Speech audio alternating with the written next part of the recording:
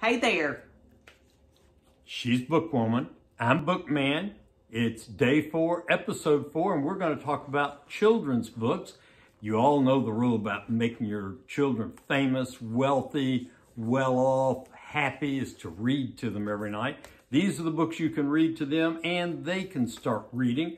We'll start with the classics. You know, Dr. Seuss, the Green Eggs and Ham Grinch that hit Christmas or whatever, or Stan and Jan Berenstain, The Big Honey Hunt. Any of the Seuss or Berenstain books are great.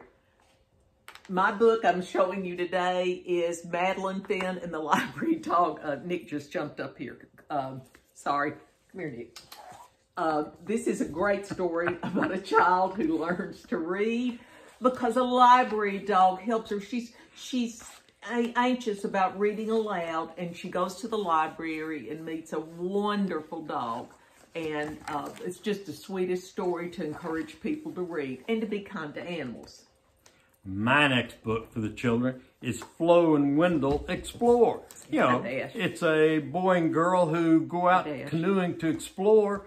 Well, okay, I say it's a boy and girl. It's a boy dog and a girl dog who go out exploring and have a great time. Wonderful book to read. And if you want to teach history while you're reading wonderful kids' books, Brick by Brick is a story about how our nation's capital was built in Washington, D.C. by slaves. And there are wonderful stories. These buildings did not just appear. It's a great way to teach history and teach about being kind to each other and what really happened, some things that happened in our country. Brick by Brick. For the true stories for children, or almost true, The Girl Who Named Pluto. You know, the NASA runs a contest every couple of years right now asking school children to suggest names for satellites and exploring devices. This was the true story back then. And I love the story about women getting the right to vote. It's 100 years ago that this happened. Here's great stories and pictures to share about how this came about. You can teach some history. You can see some terrific illustrations called Bold and Brave.